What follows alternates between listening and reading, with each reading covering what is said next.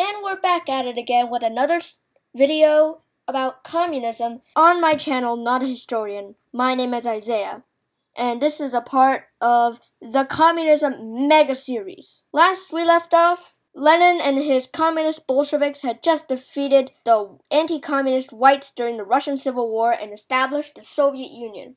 And today we're going to pick up the story from there. So let's get started.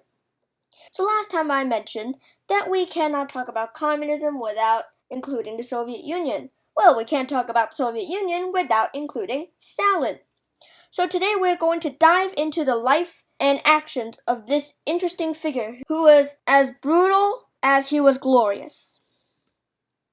So on December 18th, 1878, in the village of Gori in modern-day Georgia, then part of the Russian Empire, a baby named Joseph Vissarionovich Djugash. Sorry, I can't pronounce his name, okay? I'll just call him Stalin for the rest of the video.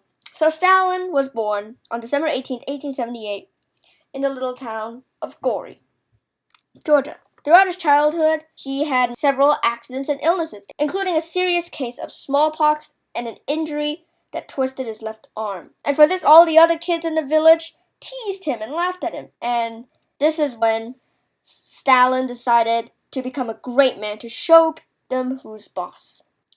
Stalin's mom wanted him to be a priest.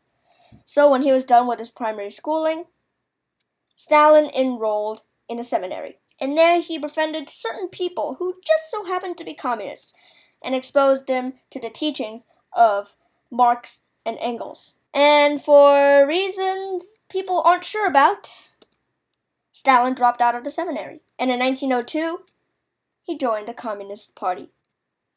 And during the years between 1902 and the Russian Revolution, Stalin was labeled an outlaw by the Russian secret police, the Okhranka, for communist actions. He was arrested 7 times, exiled 6 times, and escaped from exile 5 times.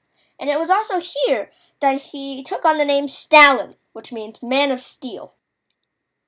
In 1907, he became infamous after being involved in a Tiflis bank robbery, when he and his other communists stole 250,000 rubles to support the communist cause. He also became good friends with Lenin, and the two fought by each other's side during the Russian Revolution. And when the Soviet Union was established in 1922, Stalin was appointed the General Secretary of the Communist Party. And this was not much a big deal at the time, but this meant that he controlled all party appointments, which also means that anyone who supported Stalin was in, and anyone who didn't was out. Pretty soon, Stalin had such a strong power base that not even Lenin could stop him. And when Lenin died, Stalin took charge.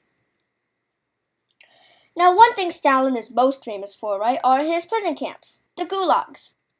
They had previously been established by Lenin during the Russian Revolution.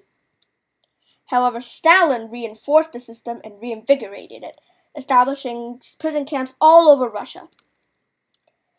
Common criminals, kulaks or peasant landowners, anti-communists, and military officers were sent there. Initially, those groups were sent to the gulags only at first.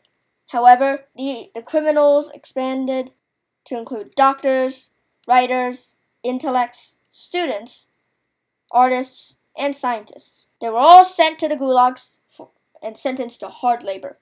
What kind of hard labor did they do? Well, they built buildings, mined for aluminum, worked in factories, dug canals, built roads, chopped down trees, dug at the ground, mined for coal, and mined for copper. And these camps were terrible places to be in. They were freezing cold.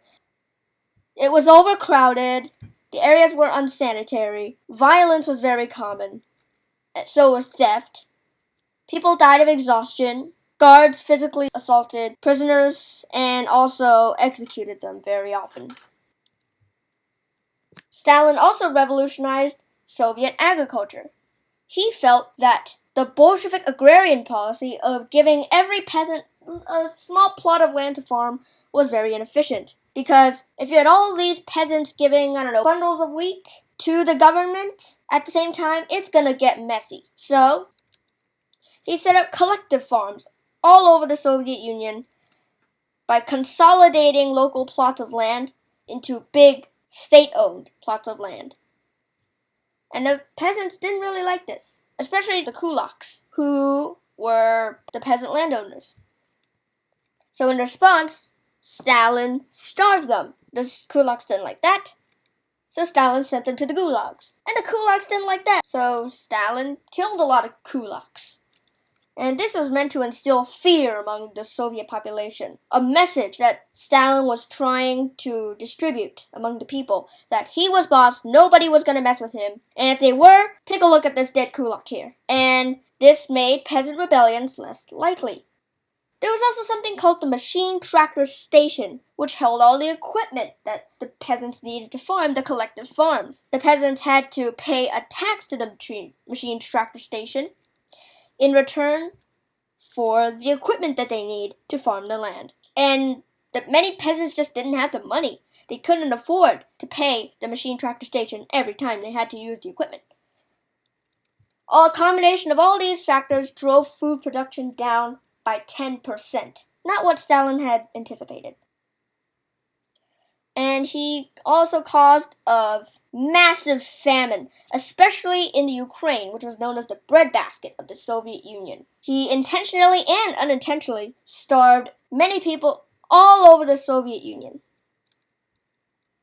And also, all the food was going to the newly built industrial areas and factories, leaving nothing for the countryside.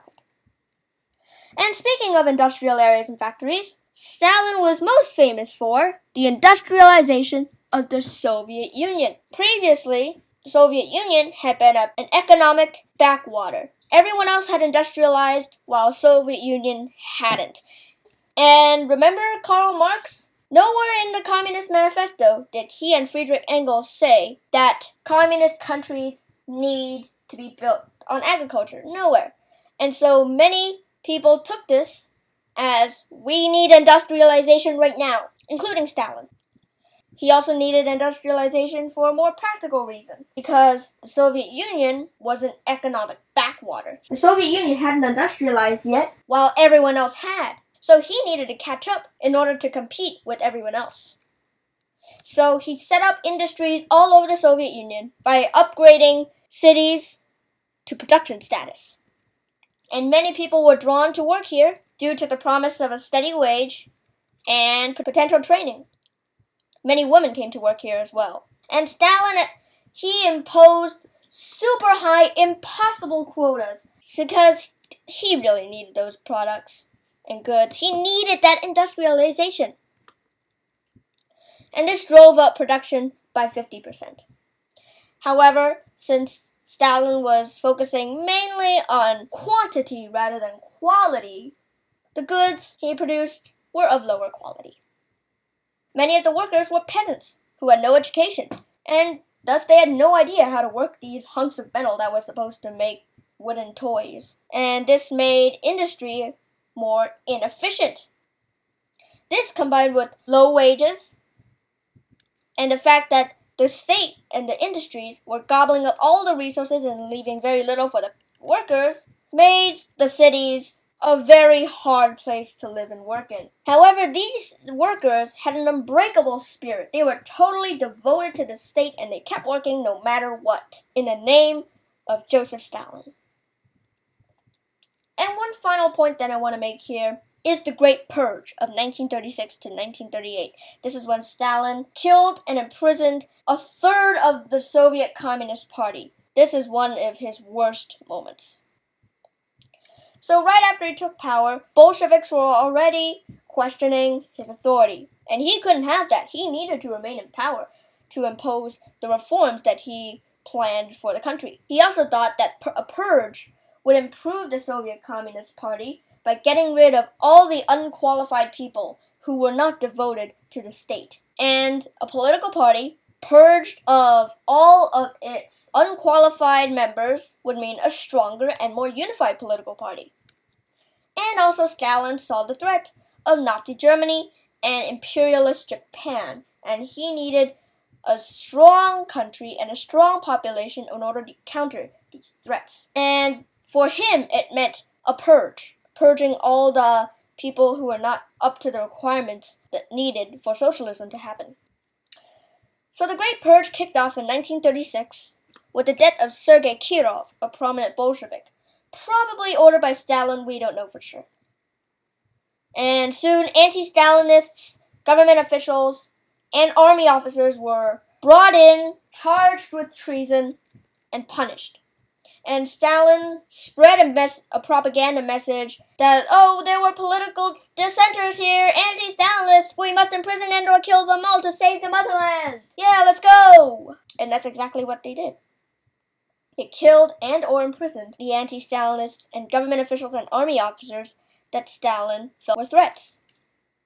During the purge, the Stalinist regime held a series of widely publicized trials known as the Moscow trials, in which people like these 4 men here, who were prominent Bolsheviks and thus potential threats to Stalin, were quote-unquote tried, and during these trials, they were accused and convicted of treason.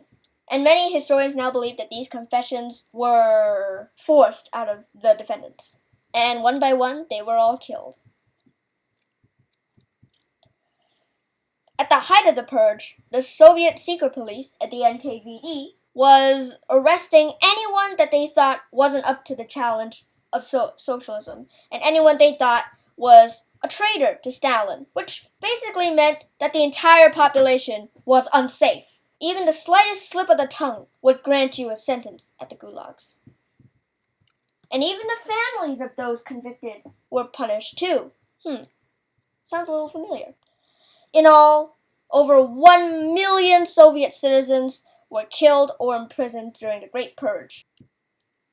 In the end, Stalin was a great leader who transformed the Soviet economy by industrializing the country massively and also consolidating farmland into collective farms. He also promoted a sense of unity among the people. However, he is also associated with 20 million deaths between the gulags, the famine, and the executions. And he is seen as one of the most brutal dictators in the history of the world. Thank you so much for watching this video. Be sure to like and subscribe and click the notification bell so you won't miss out on any of my new videos coming up. And also leave a comment. What did I leave out? What should I talk about in the future? I am not a historian, so please feel free to criticize me for anything that I got wrong, and I'll see you again next time.